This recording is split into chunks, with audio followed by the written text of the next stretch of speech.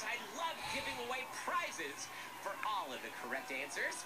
This is Correctamundo, the game where every answer is correct. And audience, what do you say? I think it's time we met our next fabulous contestant. Put your paws together, audience, for Edward! Hey, Edward, how you doing? Good.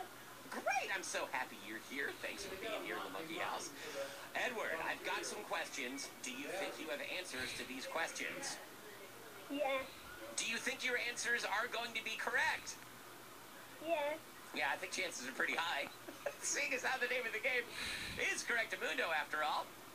Edward, we're going to lower the lights here in the room just a little bit and drop the temperature. And, oh, yes, here comes the high anxiety music. As you know, Edward, your challenge is to get all three answers correct as deemed appropriate by our audience. If they agree with all three answers, you win the next song that we play. Let's start with question number one. Seems like a good place to start. Edward, if you had an ice cream truck, but you ran out of ice cream, and you decided that you had to sell something else out of your ice cream truck that wasn't ice cream, what would you sell? Indiana Jones merchandise. What? Oh boy, Edward, I did not ever in a billion years imagine that would be the answer. You would sell Indiana Jones merchandise? Yes.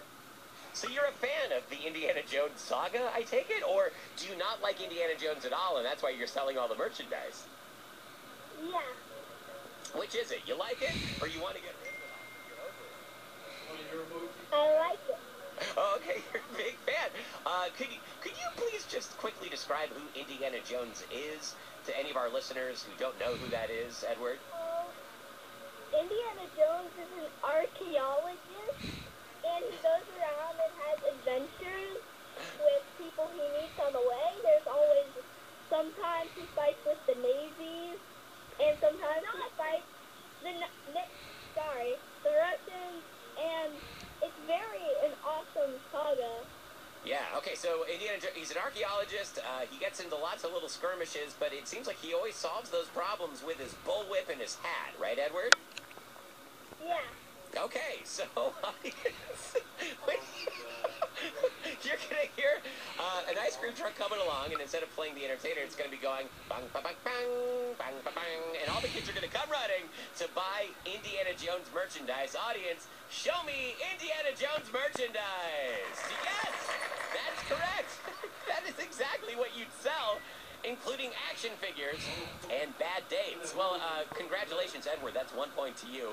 I never in a million years ever would have predicted that that was the correct answer, and yet here we are. Do you want to move on to question number two?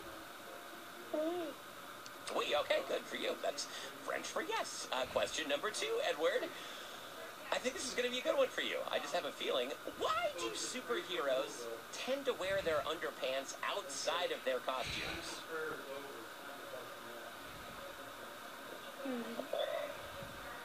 You've probably seen that, or maybe you haven't. You know, Superman, for instance, Wonder Woman. A lot of these characters, they've got their super suits, and they wear their undies on the outside. Because they were in such a rush to save everyone that they accidentally put their underpants on the outside.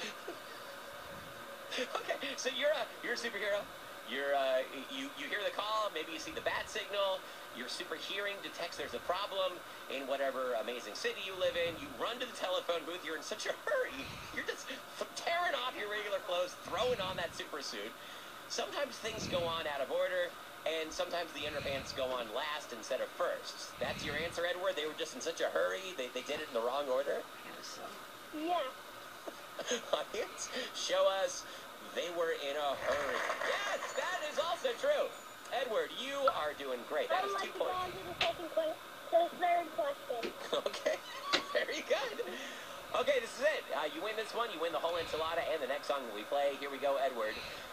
For the third and final point, please, can you describe what coffee breath on a grown-up smells like? Sounds like an old attic or an old book. Nope. Could you please be a little bit more descriptive? You said it smells like an old attic or an old book. Just a little bit more descriptive. You know in that library when you go into the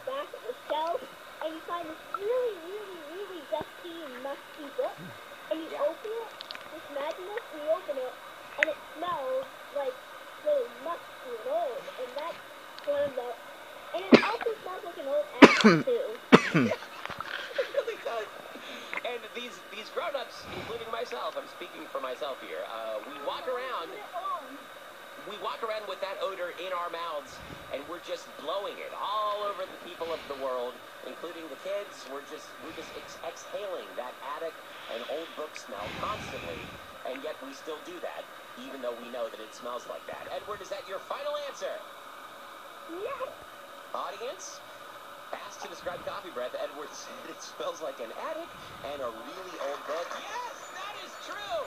Edward, you did it. You just won Correctamundo, and that means you get to pick the next song that we play. What do you want to hear, Edward? No. So before I pick the song, well, my song is Kitty Fight, and before I pick the song,